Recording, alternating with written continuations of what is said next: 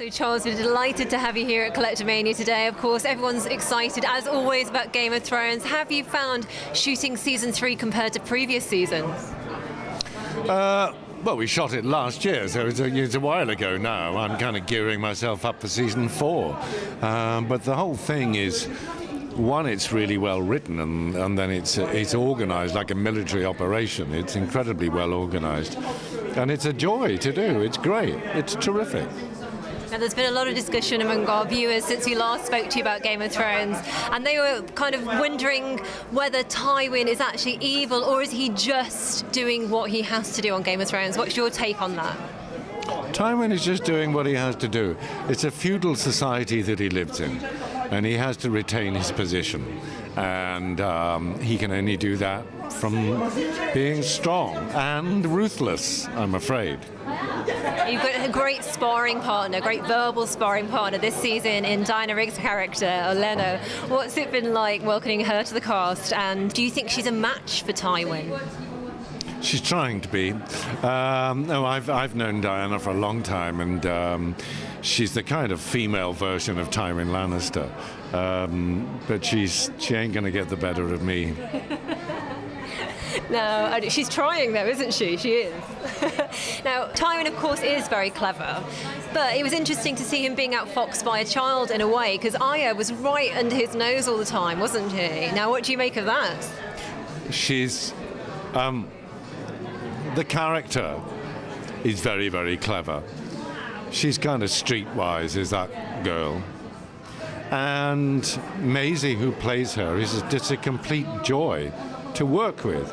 But yeah, I mean, there were times when, you know, she was wrong-footing Tywin, but I think she commanded his respect because of that. Do you think he would have worked out who she was, maybe, if he hadn't have been occupied by other things, like thinking someone was out to try and kill him? Yeah, given a bit more time and circumstance, he would have probably worked out, or he would have put people on the ground to find out. There's an interesting conversation you had with Cersei, telling her that you didn't mistrust her because she was a woman, but more like because she wasn't as clever as she thinks she is. Now, that got me thinking, if she's not as clever as she thinks she is Tyrion as clever as he thinks he is? And is Tywin as clever as he thinks he is? Tywin is as clever as he thinks he is, yes. And so is Tyrion. And the problem with Tywin and Tyrion, one, is that he's not perfect, you know, and if he'd had his way, he would have just let him float out to sea when he was born. But also, you know, he knows that Tyrion is what he lacks in physical stature. He more than makes up for in intellect. And Tywin is well aware of that. Who do you think's better at the Game of Thrones? Do you think Tywin or Tyrion is better? Tywin, because he's in a more privileged position. If Tyrion had more going for him, he would be just as good as Tywin. Someone who isn't as good as either of them is definitely Joffrey, I think, don't you? No. Yes. Now, Joffrey, we've seen some very interesting scenes with you this season. One of them we saw with Cersei and you, where she was saying, oh, you try and control him, and you were, I will, thank you very much. Now, do you think that Tywin and Marjorie Tyrell, who seems to have been doing a quite good job of controlling Joffrey so far, are the only people capable of controlling him in Game of Thrones? At the moment, that's how it would appear, yes. Yeah. Do you think there's anybody who might be coming up who might be a match for him? He seems to be worried about Daenerys, wasn't he? He was asking you about Dany and her dragons. Yeah.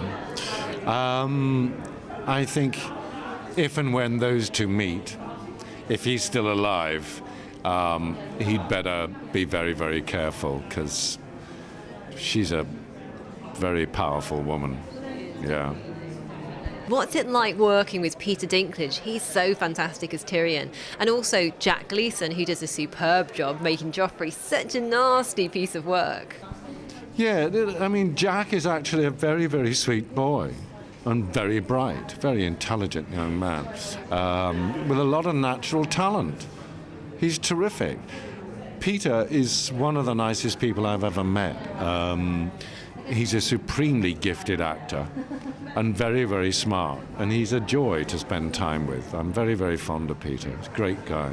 I've heard that you are apologising to him sometimes for the kind of things you have to do on set.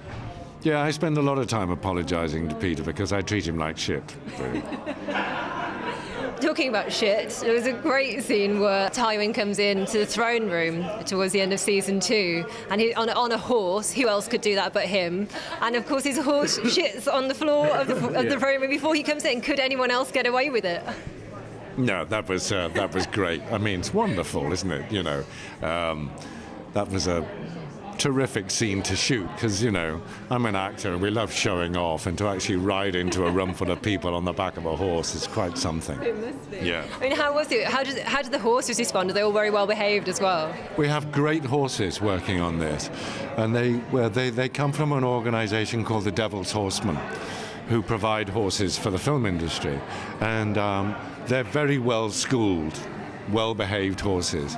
They know the business, you know, they hear action and they know that that's when they start work, and they get used to hitting a mark, and then after a while they get bored, you know. Then you really have to keep them in line, but they're terrific animals to work with. What would you like to say to fans of Game of Thrones who are watching this interview? Thank you for watching Game of Thrones as much as you have. Please continue to watch Game of Thrones because it gets better and better and better and better. And we're now in May, and we start shooting season 4 at the beginning of July. And it'll probably appear April of next year. So be prepared for that because it's going to be really, really good.